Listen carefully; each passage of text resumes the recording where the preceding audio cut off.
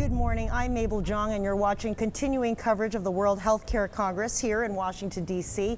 And welcome to those of you who are joining us via live stream. We're so glad to have you.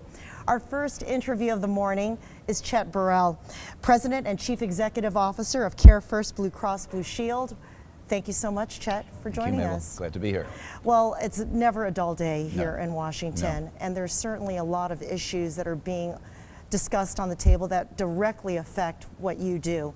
Tell me about where we are with the Trump administration's view on the AHCA and how that directly impacts you. Well, as you know, they've had a struggle to try to get something through the Congress on repeal and replace. Now that there seems to be an agreement on the overall budget for the next 5 months through September, that may clear the path to focus more completely on what they want to do with AHCA. We're watching that hourly. It seems to constantly change. We have our doubts right now as to whether they can get it through the House in its present form. As soon as you get more to the right, satisfied, the middle doesn't seem to be satisfied, the moderates. And so there's more work to be done, I think, to reach a vote in the House. Then it goes to the Senate. We think its chances there are more difficult, and that remains to be seen. This is built on the concept that they would repeal all the taxes that funded Obamacare, and that would have a major impact on cutting back Medicaid coverage, as well as potentially subsidies for those who came in through the exchanges. Okay, and this is all happening against the backdrop of you having to make a decision this week on your rates going forward through 2018. Correct. So what we are obligated to do under state law, which is we cover Maryland, Virginia, and D.C., all of those rate filings have to be in this week. They would be for effective dates in 2018. One of the things I would say is those rates reflect an older, sicker, poorer population coming in through the exchanges, which are now the principal entryway into the individual market. And as a result, the premiums have been rising steadily to try to cover those costs. We, like many others, have lost substantial sums of money on insuring this population. And regulators have tended to want to cut the rates to keep them more moderate, but they have turned out to be inadequate. So now there's strong upward pressure on rates again.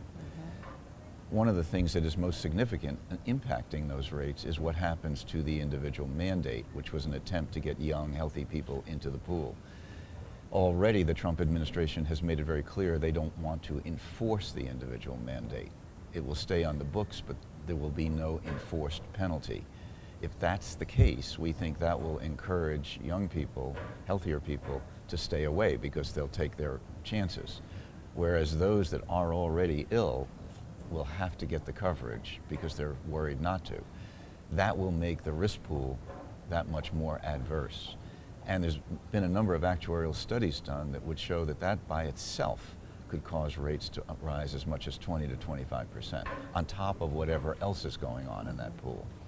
And at some point it becomes unsustainable, too expensive for people to afford even with subsidies, and we're worried about that. Okay, so it works on the other side as well, Chet. If there is no federal mandate to reinforce what's on the books, does that give you more freedom to perhaps rewrite what you want to do at CareFirst and who you will serve, what markets you will be available in? Not entirely. What's happened is that when the Affordable Care Act was passed, many jurisdictions, particularly the ones we operate in, adopted in state law much of what was in federal law.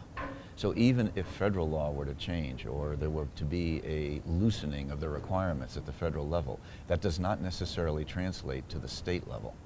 We are still bound by state laws.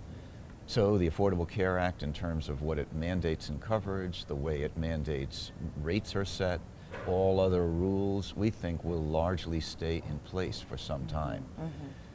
Even if there is a loosening at the federal level in terms of what the regulatory requirements are. we have to abide by the state level as well. Right. So you're watching really hour by hour what is going on because you have those deadlines to meet this week.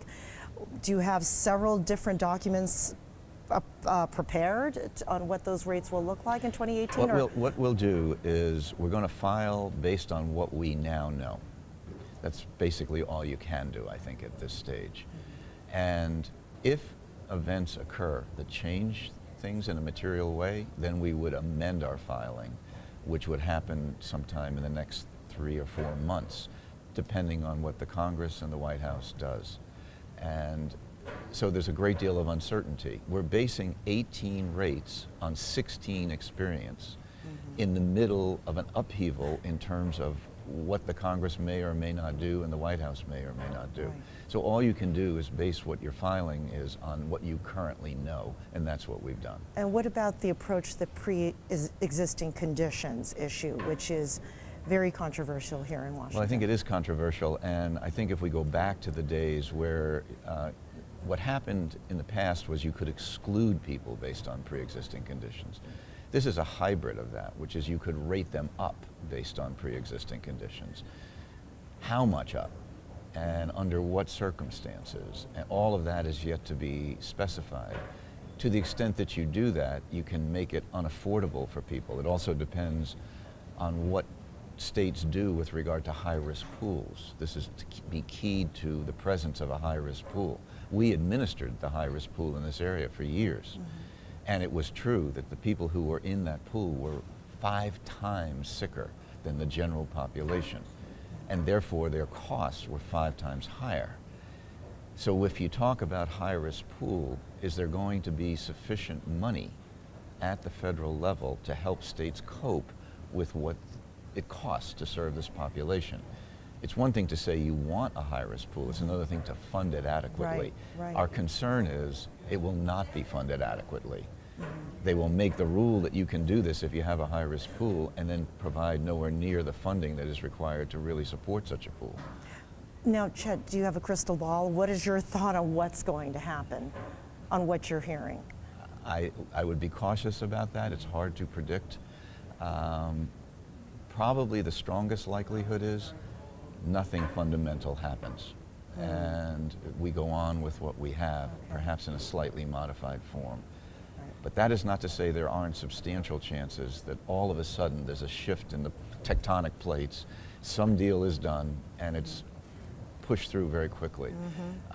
Look at what happened on the budget deal just this past weekend. You can't rule that out. And so it's very, very uncertain and very hard to make an educated guess about what will really happen. What is another message you're leaving with attendees at this conference this year? There are other trends in the field that are worrisome. We know that we have a ticking time bomb just in the demographics of the country. We know that as people age, there's a greater demand for health care. That will push up, we think, costs over time. We know that prescription drugs, particularly for specialty drugs, unique biologics, are commanding incredibly high prices for which there is no alternate competition in many cases. How do you deal with that? There's a general congealing of the healthcare system around large health systems. What we're seeing is oligopolies form around this area and around the country. Inevitably, they cost more. When you put these forces together and you say, well, where are the forces that counteract the drive towards higher cost? It is very hard to envision those.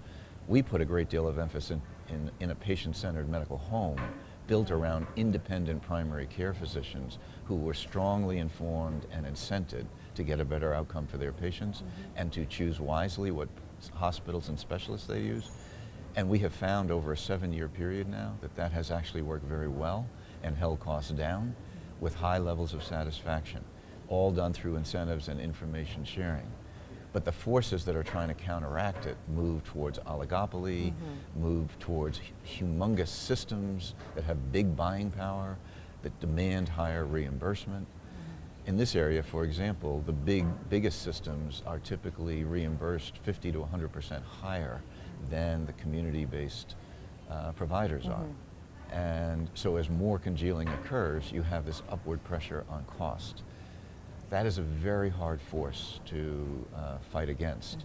And I would say even federal policy has aided and abetted it because it has fostered the creation of hospital-centric accountable care organizations that often don't have experience in care coordination and cost more.